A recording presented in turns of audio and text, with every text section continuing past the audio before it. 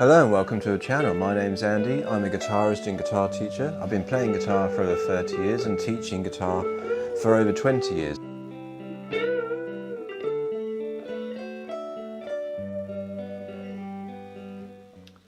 Hi, welcome to the channel. My name's Andy. As it's Valentine's Day, I thought we'd do something a bit more romantic, but it's a great song. It's Eric Clapton's Wonderful Tonight. It's a very, very iconic, very distinctive little guitar melody, little guitar riff at the beginning of the song, and it's a great introduction to minor pentatonic stuff, bending notes and sliding, adding embellishments, and like they're called legato techniques when we play very smoothly from one note to the other, bends, slides, adding vibrato, hammer-ons, pull-offs, all these things we can add into this song when we play this little melody. And it's very simple. The first thing to do is to get familiar with the position we're going to play in. And we can play it all in this 12th position. It's kind of based around E minor pentatonic scale. So that's from E to E, 12th fret on the D string, 12th fret on the G, 14 on the G, 12 on the B, 15 on the B, 12 on the top. So that takes us from the note E to the note E, up minor pentatonic. And then we're going to add one extra note to it.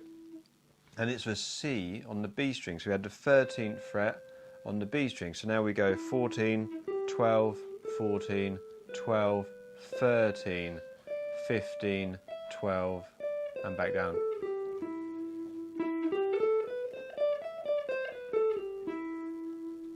So practice that, get that under your fingers. When we play the riff, we're playing up, and we don't go straight up the scale in the direct order. We just leave out one note and we play the note on the way back down. It's this note on the 15th fret B string, go straight to the E string, and then finish the lick on that one. So just get that under your fingers to start with. Because it's very small up here, generally I would say use your little finger to play this note here. But because the way we're going to play the melody, we're going to add a little bit of vibrato to this note. You can use your third finger, and it's quite a small, there's no big stretch to it. It's not too hard to get to. But generally it's good to practice. I would say always practice in a position, one finger per fret. So when we go up this scale, little finger goes to this note.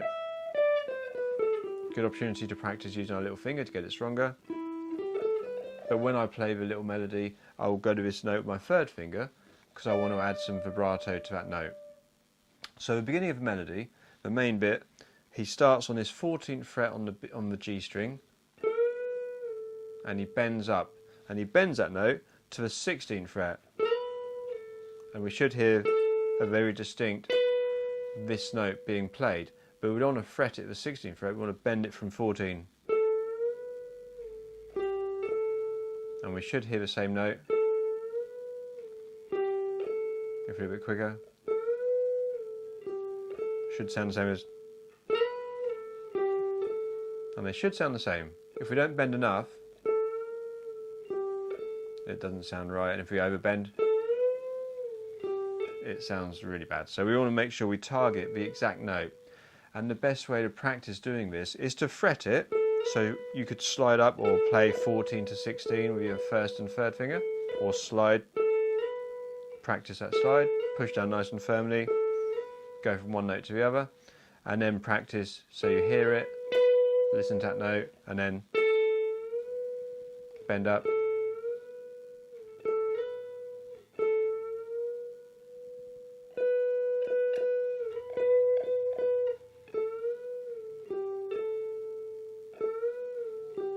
And they should.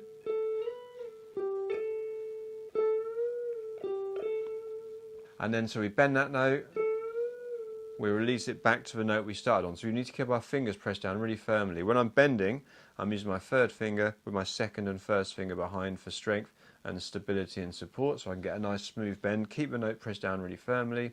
Everything sustains for a long period of time.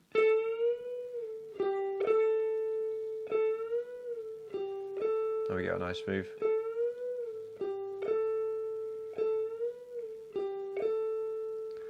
And we do that now a couple of times.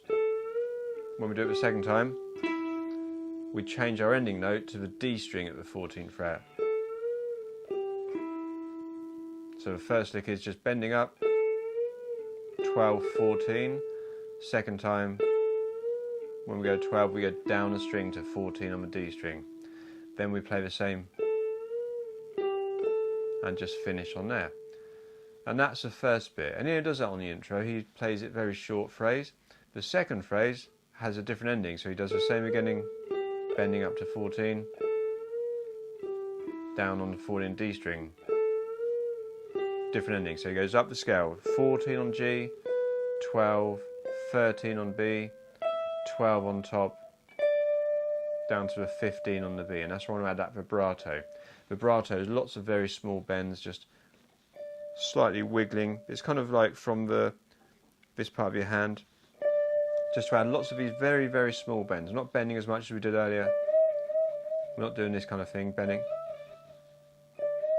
They're not whole fret bends or 2 fret bends, they're just tiny little micro bends, it helps the note sustain and gives it a nice sort of human quality. All these different things we've got on the guitar, like slides, bends, hammer-ons, pull-offs, you've probably heard of these, tried some of these out, just to give it that nice human vocal quality. And it's different, like a piano can only hit the note and it sustains or it doesn't. You know, they can't add a bend or a slide like we can do.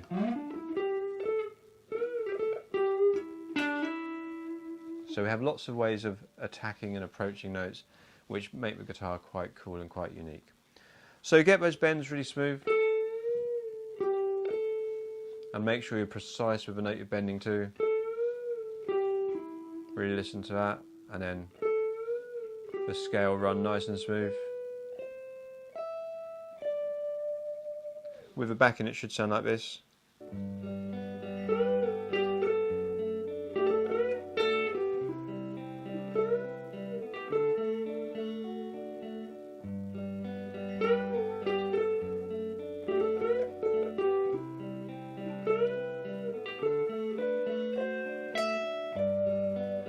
So the chords are G, D, C and D, all open chords, all very simple.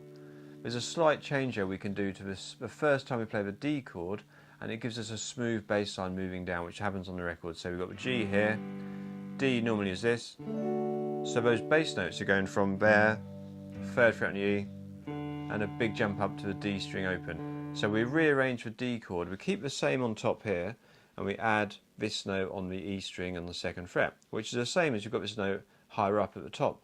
So we haven't added anything new to the chord, we've just rearranged ever so slightly how we play the chord. So we've got G, this bass note is at the 3rd fret. When we play D now, we've now added the same notes in the chord to be our bass note at the 2nd fret, which gives you a nice smooth descending bass line. Then that goes to a C as normal, back to a D as normal.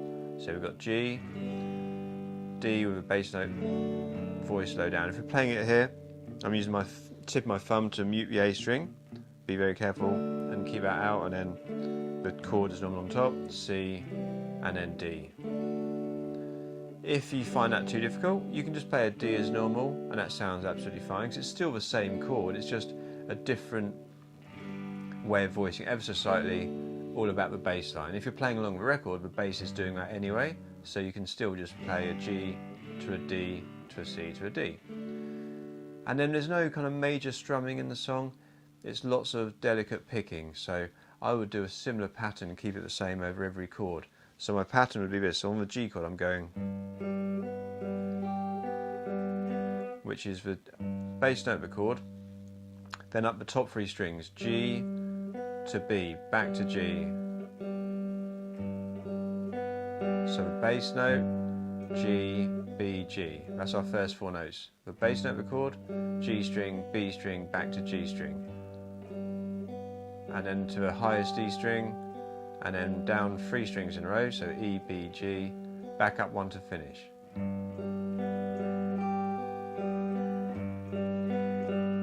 And keep that pattern the same for every chord. So the bass note on the D chord is either, if you're playing under the 2nd fret on the thumb on the E string here, or the open D string.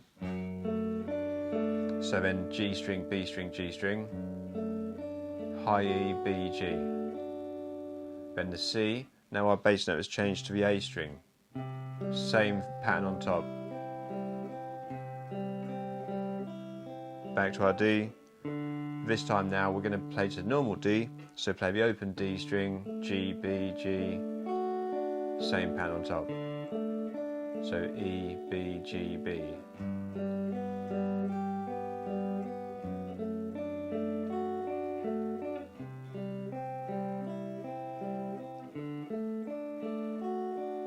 So very good practice for your right hand picking to be very smooth.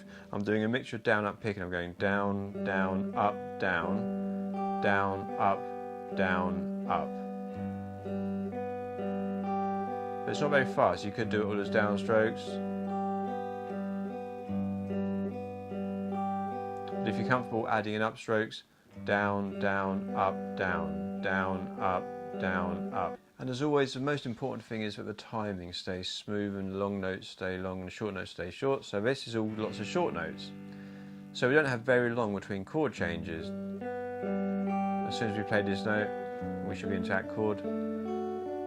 Send this one straight into that C chord. So if that's too hard, just do a simple strum. 2, 3, 4. It's a whole bar of each chord. 2, 3, 4, and add simple bits because all the you could just pick a couple of notes and give yourself lots of time to change chord. If you stick to the top 2 or 3 strings, you've always got the right notes that fit the chord.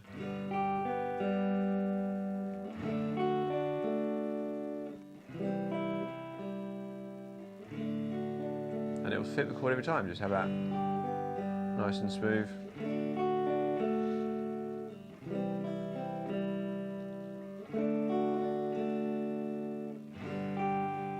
And so on. And just take it slow, take it easy, have fun with it, play along with the record. It's not too fast to play along with. Really listen to the single notes, how Eric Clapton phrases those.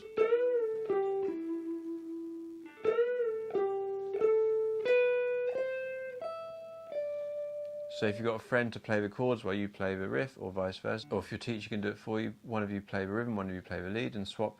It's always good to get both parts under your fingers and just play along with the record if you don't have someone else to play with.